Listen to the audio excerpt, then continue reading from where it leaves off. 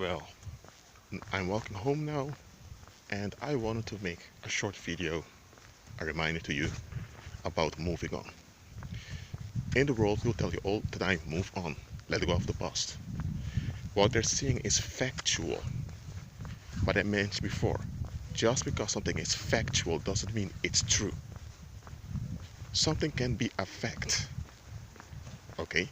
But a fact doesn't automatically lead you to the truth. Let me give an illustration of this. So, look, let's say that they found DNA at the crime scene. Okay, the DNA belongs to some crook that just came out of jail. So that's a fact. His DNA was there at the crime scene. So he was involved at the crime scene. That's true. And he knew the victim. That's another fact. And he had a potential motive. So that's another fact. So people conclude he's the man. Hold on a minute. The guy was at the crime scene 10 hours before the victim arrived. And he was out of town when the murder took place. Those are other facts that you didn't knew of. So when you hear the true facts that he was involved with the crime scene, that's a fact. Those were true. But it doesn't mean that you had the truth. You get what I'm saying here? Look, how do you really move on? You acknowledge that something has happened or that something is going on. You acknowledge that you cannot continue like this on your terms or on the terms you're used to. You seek for help to be delivered. You go through your deliverance process, and once delivered, you keep on going, and you reflect back from time to time to update your understanding. That's how you truly move on. What the world tells you, just throw things behind, don't look back, pretend it never happened, just pretend those people never existed. That's repression. And it works. It works quite well, but it will backfire on you in the long run. Then there's another extreme, in which people develop a victim mentality and they remain stuck in what happened. That's another fatal trap. The right way is just as I mentioned before. You seek deliverance, you go through deliverance, and you allow your mind to reflect back to update your understanding. Because it's a lack of understanding that often led to you being in that situation to begin with. So now you're out of it, and you learn new stuff, your mind needs to update past knowledge. You allow that to happen. That's moving on. You're in movement.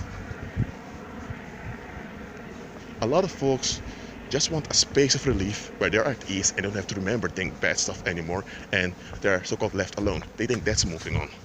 No, that's a trap, and many fall for that trap.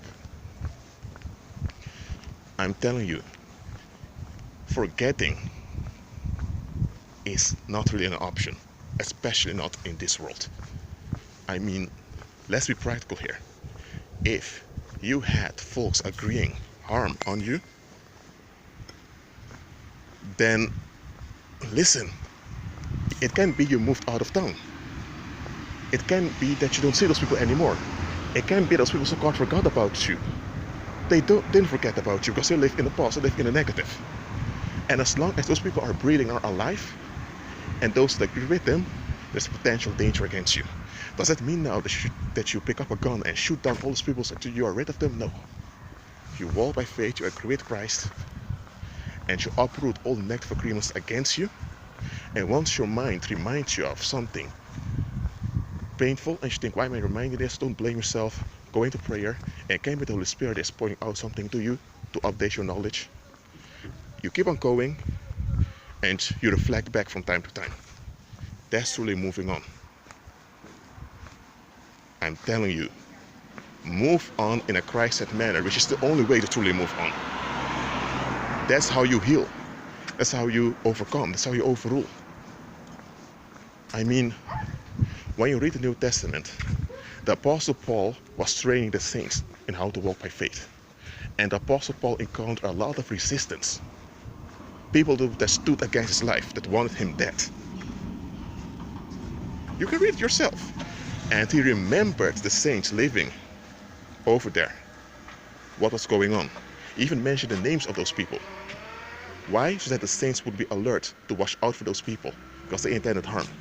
If Paul would have practiced what he preached today, forget, throw away, pretend it never happened, and focus on the relief that's in front of you, he would have endangered the believers by not informing them well.